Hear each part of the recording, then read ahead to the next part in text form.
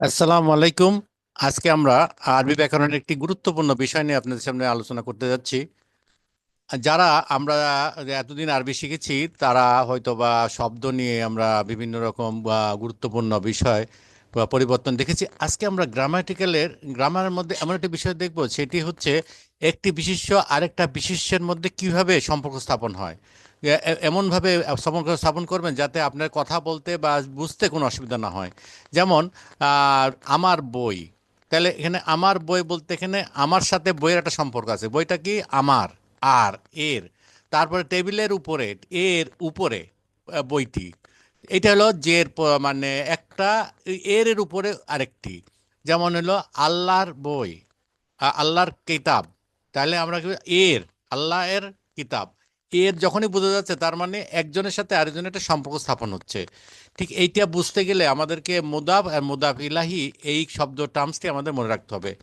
আমরা ইচ্ছা করলে সম্পর্কিত বা পজেসর এভাবে শিখতে পারি, তবে যেহেতু আমরা আরবি শিখতেছি আমরা সবসময় খেয়াল রাখবো আরবি টার্মসটাকে যেন আমরা মনে রাখতে পারি, যাতে আরেকজনকে আমরা এইভাবে বলতে পারি। অর্থাৎ আমরা যখন একজনের সাথে একজনের পজেশনে প্রজেস হিসাবে বা কারোর কাছে কোনো কিছু থাকে বা কারোর অধীনে থাকে, সেটাকে আমরা বলতেছি মোদাফ। মোদাফ ইলাহি দিয়ে আমরা প্রকাশ করি। মোদাফ মানে হচ্ছে হলো যে যেটা কারো সম্পর্কিত। মুদাফ মানে এই বইটি সম্পর্কিত কার? আল্লাহ। আল্লাহ, তাহলে আল্লাহ হচ্ছে মুদাফ ইলাহি। ইলাহি মানে তার দিকে। তাহলে প্রথম যে বিশেষ্যটি পাবেন দুইটা বিশেষ্যের মধ্যে, প্রথম বিশেষ্যটি হবে মুদাফ এবং পরবর্তী বিশেষ্যটি হবে মুদাফ ইলাহি। এখন এই মুদাফ ইলাহি চেনার জন্য বেশ কিছু কতগুলি বিষয় আছে, যেগুলি আপনি যদি জানা থাকে তাহলে কিন্তু আপনি দেখেই বলতে পারবেন কোনটা মুদাফ আর কোনটা মুদাফ ইলাহি। আপনি মনে রাখবেন যে মুদাফ সাধারণত মুদাফ ইলাহি আগে বসে, এই জন্য তো আমরা বলছি মুদাফ। মুদাফ ইলাহি প্রথমে বলতেছি মুদাফ, তারপরে বলছি মুদাফ ইলাহি।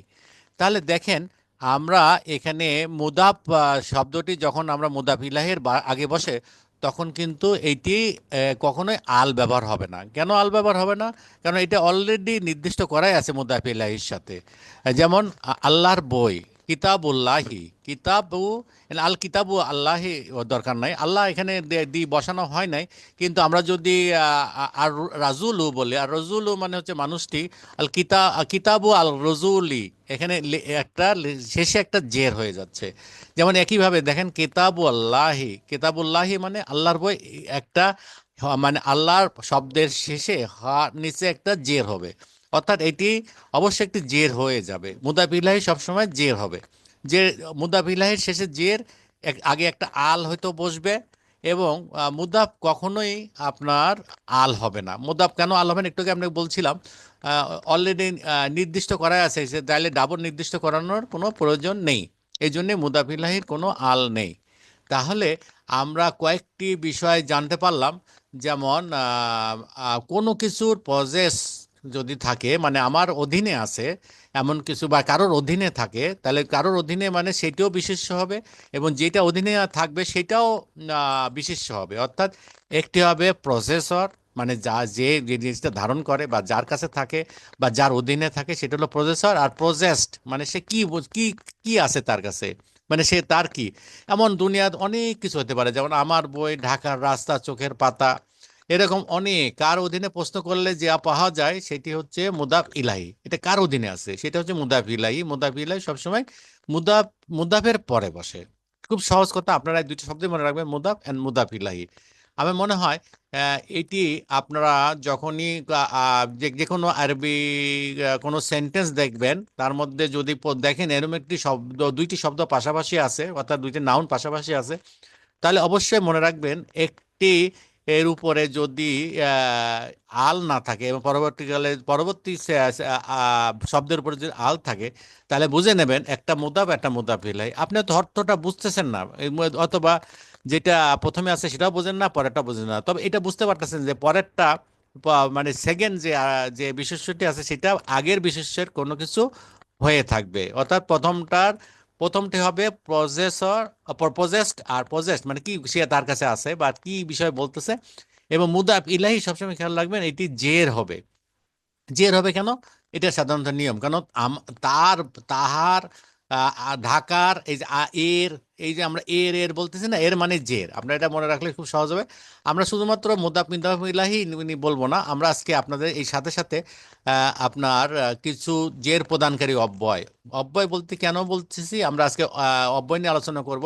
তবে আমরা মুদাফ মুদাফ ইলাহি নিয়ে এটুকু আলোচনা যথেষ্ট। আপনারা একটু দেখবেন, আমার একটা ভিডিও দেবো, সেটাও দেখবেন এবং একটু চিন্তা করবেন, ব্যাপারটা একটু চিন্তা করবেন, কেননা আপনারা এখন গ্রামার শিখছেন আরবিতে। আপনাদের অবশ্যই একটু চিন্তা করে দেখতে হবে শব্দগুলি কিভাবে কিভাবে ব্যবহার হচ্ছে আরবি ভাষায়। এবং কোরআনের মধ্যে যখন অনুবাদ করবেন তখন কিন্তু আপনারা দেখবেন কোনটা মুদাফ মুদাফ ইলাহি, এটা বের করার চেষ্টা করবেন। আল কোরআন তো আমরা সবাই পড়ি, আরবিতে পড়ি, আপনারা বাইর করা করলেই দেখবেন যে আপনাদের কাছে এই জিনিসটা একেবারে ক্লিয়ার হয়ে যাবে। তো এখানে এখানে যে মুদাফ মুদাফ ইলাহির সাথে ইতিমধ্যে নির্দিষ্ট হয়ে থাকে, আমরা আগেই বলেছি মুদাফ কখনো ইলাহির সাথে যুক্ত থাকে বলে এর আগে আল কখনোই হবে না, মুদাফ কখনোই আল হবে না, এটা মনে রাখবেন। আর মুদাফ মুদাফ ইলাহি সর্বদাই জেনেটিভ হবে। জেনেটিভ বলতে এখানে বোঝা যাচ্ছে যে আপনার জেনেটিভ বলতে কেন কি বোঝা যাচ্ছে এখানে, আপনার জেনেটিভ মানে হচ্ছে আপনার জের হবে, অর্থাৎ এটা সম্বন্ধ সূচক সব হবে। মুদাফ ইলাহি সব মুদাফ ইলাহি সবসময় জেনেটিভ হবে। তাহলে আমার যে একটু আগে যে আমি যে কথাগুলো বললাম, এটি একটা সারাংশ এখানে বলা যায়। এখন আমি আসি আপনাদের সামনে বেশ কিছু জের প্রদানকারী অব্যয়, এটি আপনাদের সামনে তুলে ধরছি, কেননা একটা ভাষা যখন আরবি ভাষা যখন বলা হয় তখন কিন্তু অব্যয়, অব্যয় মানে যেগুলি কোনো ব্যয় হয় না, অর্থাৎ যেগুলি যে শব্দগুলি আপনার বাক্যের সাথে ব্যবহার হয়ে এই বাক্যের অর্থকে আরো সুন্দর করে তোলে, আরো পরিষ্কার করে তোলে। যেমন আমরা যদি বলি, বাংলা একটা উদাহরণ দিই, যে টেবিলের এর উপরে, টেবিলের উপরে, কার উপরে, টেবিলের উপরে, তাহলে এলো উপরটা কি, উপরটা হলো অব্যয়। এখানে আমরা আমরা অন দা টেবিল বলে না, অন দা, এরকম বেশ কিছু যে, এবং টেবিল, টেবিল যখনই আপনার আরবিতে ব্যবহার হবে তখন কিন্তু এই টেবিলের শেষে আরবি যে শেষ বর্ণের উপরে জের হয়ে যাবে। তাহলে বুঝতে পারতেছেন যে জের, জের জবর পেশ এই সম্পর্কে আপনাদের একটু ধারণা দেওয়ার দরকার। আরবি ভাষা এত সুন্দর একটি ভাষা যে যেখানে আপনারা কিন্তু অর্থ বোঝেন আর না বোঝেন, একটা শব্দের মধ্যে সাধারণভাবে, সাধারণভাবে যখনই কোনো কর্তা হয়, কোনো শব্দ যখন সাবজেক্ট হিসাবে, কর্তা হিসাবে থাকে বাক্যের মধ্যে, অর্থাৎ যে কাজটি করে, বা বাক্যের মধ্যে নিশ্চয়ই একজন কাজ করবে বা যাকে প্রাধান্য করে কিছু করা হয়, যিনি কর্তা, সেটা সাধারণত পেশ হয়, পেশ হলো মারফু। হ্যাঁ, তারপরে হচ্ছে হলো যেটা জবর হবে, যে তারপরে পেশটাকে যখনই এই শব্দটা যখন কর্ম হিসাবে থাকবে, অর্থাৎ সে তাকে প্রহার করলো, সে করিমকে প্রহার করলো, সেটা হলো কর্তা। আর করিম কে, তাহলে করিম হচ্ছে, করিম প্রহার করলো না, কাকে প্রহার করলো, কে কে কি বিভিন্ন প্রশ্ন করলে যেটি উত্তরটি পাওয়া যায় সেটি হচ্ছে হলো কর্ম। কর্ম সাধারণত জবর হয়, এবং সম্বন্ধ যদি হয় তাহলে সেটা জের হয়ে যায়। যেমন টেবিলের উপরে, মুদাফ মুদাফ ইলাহি একটা সম্বন্ধবাচক হয়, সেজন্য মুদাফ ইলাহির শেষে কিন্তু জের হয়। এখানে সাধারণভাবে 17টি অব্যয়, মানে আরবি ভাষায় আপনার 17টি অব্যয় আমরা এখানে চার্ট দিয়ে দিয়েছি। 17টি অব্যয় যদি শেখা হয় জের প্রদান, এটা এই 17টি পর্যায়ে জের প্রদান করে বলে 17টি অব্যয় এখানে আপনাদের কাছে দেওয়া হচ্ছে। আসলে 17টি অব্যয় আপনারা যদি এখন প্রাথমিকভাবে যদি মনে রাখতে না চান, তাহলে বেশ কিছু অব্যয়, অর্থাৎ 7-8টা অব্যয় আপনাদের মনে রাখার দরকার। তাহলে কিন্তু আপনারা সহজ হবে, আপনাদের সামনে এগুতে অনেক সহজ হবে। আর যেহেতু আমরা একেবারে প্রাথমিক পর্যায়ে আমরা শিখছি, তাই আমাদের খেয়াল রাখতে হবে বি, তাহলে বিসমিল্লাহ, এই যে বি মানে হচ্ছে হলো দ্বারা, শহীদ, উইথ, আল্লাহর নামের সাথে। তাহলে বিসমিল্লাহ, এখানে বিসমিল্লাহু বলে না, দেখেন না, বিসমিল্লাহ, যেহেতু বিসমি, বিটা হচ্ছে হলো জের প্রদানকারী অব্যয়। এখানে 17টি যে অব্যয় বলছি এগুলো প্রত্যেকটি বিশেষ্যের, বিশেষ্য মানে নাউনের আগে বসলে অবশ্যই এটি জের প্রদান করবে। তারপরে মিন, মিন মানে হইতে, মিন আয়না, তাহলে এটা মিন মানে তুমি কোথা থেকে আসছো, এরকম যদি অর্থ হয় তাহলে হচ্ছে হলো আমি, বা আল বাইতি, আল বাইতি, তুমি কোথা থেকে আসছো, মিন আয়না, কোথা থেকে আসছো, মিনাল বাইতি মানে বাসা থেকে আসছি, এখানে বাইতি মানে বাড়ি বা বাড়ির থেকে আসছি। মিন, মিন কথাটি হচ্ছে থেকে, ফ্রম, এটা আমরা বলি না ফ্রম, এইটা ফর্ম হলো জের প্রদানকারী অব্যয়, মিন হচ্ছে জের প্রদানকারী অব্যয়, এটা মনে রাখবেন। তারপরে হচ্ছে হলো এখানে তাল আছে, এটা হলো শপথ, এটাও জের প্রদানকারী অব্যয়। তারপরে মতো, তো কোনো কিছু শব্দ, কোনো কিছু মতো হয় তাহলে কা, হ্যাঁ, তারপরে হচ্ছে হলো এখানে আরেকটা জিনিস আল কোরআনে অনেক জায়গায় ব্যবহার হয়েছে, সেটা হলো ওয়া। ওয়া মানে হচ্ছে শপথ। ওয়াল আসরে, আসরে ইন্নাল নাহি। তো আপনার এখানে ওয়াল আসরে, আসর সূরার মধ্যে আপনারা দেখবেন যে এখানে ওয়ার পরে যে শব্দটি আসর শব্দটি আছে তার শেষে এটা জের প্রদান করছে, যেহেতু এটা শপথ, এটা একটি জের প্রদানকারী শব্দ এই ধরা হচ্ছে। তারপরে আলা, আলা মানে উপরে। হ্যাঁ, কোনো কিছুর উপরে রাখা, ওটা আলা বলা হচ্ছে, আলা। তাহলে আল কিতাবি, আলা, আলাল কিতাবি, আলাল কিতাবি মানে কিতাবের উপরে। তা এইভাবে আপনারা জের প্রদানকারী অব্যয় যখনই দেখবেন তার পরের যে বিশেষ্য থাকে, যে নাউনটি থাকে, সেটি দেখবেন যেটা জের প্রদান করে যাচ্ছে। তারপর হাত্তা মানে প্রয়োজন। তারপরে হচ্ছে ইলা, ইলা তো খুব বেশি ব্যবহার হয় আরবিতে। ইলা মানে দিকে। তুমি কোন দিকে যাচ্ছ? ইলাল মসজিদি। ইলাল মসজিদও হবে না, দেখবেন যে আপনি যখনই ইলা ব্যবহার করবেন, যখনই জের প্রদানকারী অব্যয় বা যে অব্যয়গুলি ব্যবহার করবেন, তখনই তখনই কিন্তু আপনার সাথে সাথে আপনার কিন্তু মনে হবে যে এই শব্দটি ব্যবহার করছি তার শেষে একটা দি হবে। ইলাল মসজিদি। তারপরে হচ্ছে হলো ফি মানে ভিতরে। ফি, এটা এটা হলো ভিতরে। অনেক আরবি শব্দ আছে। ফিল বাইতি কোথায় আছে? সে বাড়ির মধ্যে আছে। ফিল বাইতি, ফিল কোরআনি, এখন কোরআনের মধ্যে আছে। এখন আপনি ফিল কোরআনি, কোরআনের ফিল কোরআনি, এগুলো এগুলা আপনি অবশ্যই মুখস্থ করার কিছু নেই। আপনারা খালি অর্থটা বুঝে রাখেন। ফি মানে মধ্যে, ইলা মানে এলা মানে দিকে, আলা মানে উপরে, হাত্তা মানে পর্যন্ত, লি লাফি, লি লাফি, লি মানে জন্য, কুরাইশদের জন্য। এইগুলি আপনি কোরআনে যখনই পাবেন, সাথে সাথে দুইটা জিনিস মনে রাখবেন। এই এই যে বিশেষ্য বসছে তার আগে জের হবে, তার সেটার শেষ বর্ণে জের হয়ে যাবে, এবং এগুলোর অর্থ এইভাবে হয়।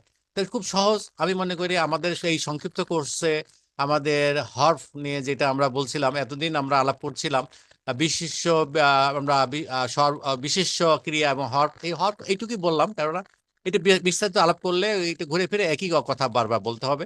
আপনারা এটা আমার ভিডিও দেখবেন, এবং মুদাফ, মুদাফ ইলাহি নিয়ে একটু চিন্তা করবেন। মুদাফ ইলাহি দুই একটা ফ্রেজ, আরবি ভাষার একটা ফ্রেজ, এটা মনে রাখবেন। তাহলে কিন্তু আপনাদের বেসিক যে জিনিস ধারণা আছে আরবি ভাষার উপরে হয়ে যাবে। এবং আপনারা যখন এটা ক্যাচ করতে পারবেন তখন দেখবেন খুব ভালো লাগবে, আপনি কোরআনের পড়লে ভালো লাগবে। মাঝে মাঝে যখন কিছু আরবি শব্দ শুনবেন বা আজানের আজান শুনবেন বা যে কোনো কিছু শুনবেন, আপনার কিন্তু আগ্রহটা বাড়বে। সেই জন্য আমি আশা করি যে আপনারা যারা বন্ধু বান্ধব আছে তাদেরকে একটু কম করে হলো আরবি ব্যাকরণে প্রাথমিক বিদ্যা যাতে তারা অর্জন করে, সেই জন্য সেই ব্যাপারে আপনি উদ্বুদ্ধ করতে পারেন, বা আপনিও যখন শিখে আপনিও আমার এই কোর্সটিও আপনি তাদের কাছে প্রচার করতে পারেন আপনি যদি ইচ্ছা করেন। তারপরে এর পরে ক্লাসে আমরা আমরা কিছু বিশেষণ, মানে দুইটা বিশেষ্য পাশাপাশি বসলে একটা বিশেষ্য আর একটা বিশেষণ হয়, তাহলে সেটা কিভাবে হয় সেটা আলোচনা করব। তাছাড়া কিছু প্রশ্নবোধক আলোচনা করব, করে আমরা আগামীকালই করব। এটা যেহেতু আমাদের 25 তারিখে আমরা শেষ করে ফেলবো আমাদের এই সংক্ষিপ্ত কোর্সটি, তাহলে কালকে আপনারা, কালকে ঠিক একই সময় আমরা আসবো ইনশাল্লাহ। তারপরে রবিবার আমাদের যে রুটিন অনুসারে রোববার এবং মঙ্গলবারে আমরা শেষ করব। আর তারপরে আমরা বলে দেবো আপনারা কিভাবে শিখবেন পুরা, বা এই যে আমার যে বইটি পুরা লিঙ্কটা আপনারা পেয়ে যাবেন। এখানে আরো অতিরিক্ত কথা আছে যেগুলো আপনারা জানতে পারলে আপনাদের ভালো লাগবে, আপনারা পড়বেন। এছাড়াও আপনারা যদি চান তাহলে সপ্তাহে একদিন করে হলো আমরা 40 মিনিট করে আমরা যে কোনো শনিবার রাত্রেবেলা বা আপনাদের সময় মতো অনুসারে আমরা এটা কন্টিনিউ রাখবো, যদি আপনারা চান। তা রমজানের পরে, আমরা ঈদের পরে আমরা আলোচনা করবো। তো এটুকু বলে শেষ করছি। সবাই ভালো থাকেন, সুস্থ থাকেন। এখন যদি কারো প্রশ্ন থাকে আমি প্রশ্নটা আপনাদের সামনে আলোচনা করতে যাচ্ছি।